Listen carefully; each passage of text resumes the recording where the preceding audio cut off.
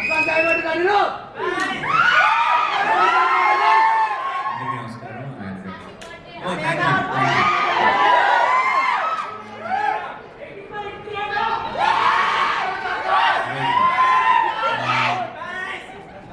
నమస్కారం. ఇక్కడికి వచ్చిన మీడియా మిత్రులందరికీ ఆల్రెడీ నాకు కలుసుకున్నాం, మళ్ళీ ఇక్కడ కలుసుకున్నాం.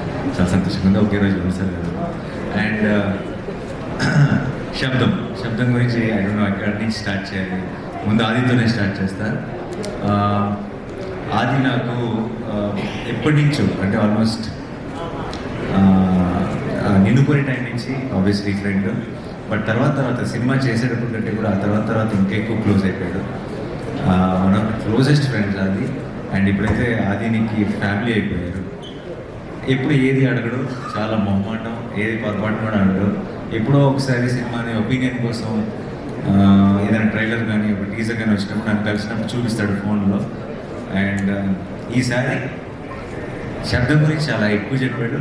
అండ్ తను ఫస్ట్ టైం శబ్దం గురించి అడిగాడు నన్ను దగ్గర. ఈరోజు నాకు కోర్ట్ ఈవెంట్ కూడా ఉండింది. అండ్ బట్ దాన్ని ముందుకు పుష్ చేసుకొని ఇది ఎట్టి పరిస్థితుల్లో మళ్ళీ ఎప్పుడు అడుగుతాడో తెలియదు, అడిగినప్పుడు మాత్రం అవైలబుల్గా ఉండాలని ఈరోజే ఇది ప్లాన్ చేసుకున్నాం. అండ్ తనది ఈ కాన్ఫిడెన్స్ ఏంటి అనేది నాకు ఆల్రెడీ తెలుసు, తనకి ఎందుకంత కాన్ఫిడెంట్గా ఉన్నాడని. ఈ సినిమా నేను ఆల్రెడీ చూశాను. అండ్ మిగతా ఇక్కడ వాళ్ళందరిలాగే ఐ థింక్ టెక్నికలీ నేను ఈ మధ్యకాలంలో కాదు, చాలా కాలం నుంచి నేను చూసిన ఒక టాప్ నాచ్ ఫిల్మ్. ఎందుకంటే ఎంత ఎవ్రీ డిపార్ట్మెంట్ ఎంత అది ట్రైలర్ చూస్తేనే మీకు అర్థమైపోతుంది. కానీ సినిమాకి వెళ్ళి చూసి నేను సర్ప్రైజ్ అయిన విషయాలు చాలా ఉన్నాయి. Especially I don't know if I can say this, but there's one scene in the film where just ఒక టీ కప్పులోకి ఒక ఐస్ మన షుగర్ క్యూబ్ పడితే కూడా అది ఎంత స్కేరీగా ఉంటుంది అంటే దాంట్లోకి ఒక స్పూన్ పెడితే ఎంత స్కేరీగా ఉంటుంది అన్నది. సౌండ్ అనేది మనం వినగలిగే డెసిబుల్స్లో ఉన్నంత వరకు బాగానే ఉంది, కానీ sound can be a weapon అని, sound can be so dangerous అని ఒక రకమైన కొత్త యాంగిల్ని ఓపెన్ చేశారు నేను సినిమా చూస్తున్నప్పుడు. అండ్ సౌండ్ మిక్సింగ్ టీమ్ ఎవరు చేశారు నాకు తెలియదు, వాళ్ళందరికీ హ్యాట్స్ ఆఫ్. అండ్ తమన్ గారు music was very very good. ఇందాక ప్లే చేసిన టైటిల్ సాంగ్ కానీ సినిమాలో మాయా అని ఒక సాంగ్ కానీ నాకు చాలా నచ్చిన సాంగ్స్. అండ్ నాకు వైశాలి సాంగ్స్ చాలా ఇష్టం. ఐ థింక్ తమన్ గారు మొత్తం కెరియర్లోనే టాప్ 3 సాంగ్స్ అని క్విక్గా చెప్పంటే 2 వైశాలి పాటలు ఉంటాయేమో అందులో. అంత మంచి పాటలు ఆల్బంలో ఉన్న సాంగ్స్ అన్నీ కూడా. అండ్ మళ్ళీ అదే టీం అందరూ కలిసి ఈ సినిమా చేయటం అండ్ అలాంటి అది వాటర్ మీద ఇది సౌండ్ మీద అలాంటి ఒక యూనిక్ ఐడియాని తీసుకొని ఇంత టెక్నికలీ సౌండ్గా ఎన్నో మూమెంట్స్ ఉన్నాయి సినిమాలో. ఎంతో గ్రిప్పింగ్గా తీశారు. పర్ఫార్మెన్సెస్ కానీ, సెట్ కానీ, ఈ సౌండ్ డిజైన్ కానీ, అరవింద్ గారి డైరెక్షన్ కానీ. I'm a big fan of Eeran sir. I really love that film. And Sabdham was on par with it in every which way, technically in every way. And I really loved that experience. And ఇలాంటి ఒక ఐడియాని కన్విన్సింగ్గా చెప్పాలంటే చాలా పెద్ద పని, చాలా కష్టం అది. అలాంటిది ఒక మంచి టీం దొరికినప్పుడు మాత్రమే, అందరూ అలాంటి ఒక ఐడియాని నమ్మి కోఆపరేట్ చేసినప్పుడు మాత్రమే అలాంటి ఒక ఐడియా ప్రాణం పోసుకుంటుంది. And Sabdham was brilliant in that way. And నాకు కూడా ఇందాక ఆది చెప్పినట్టు నాకు కూడా ఏం చూడాలో తెలియదు, కన్ఫ్యూజ్ అయినప్పుడు హారర్ సినిమాకి వెళ్ళి ల్యాండ్ అవుతాను నేను కూడా.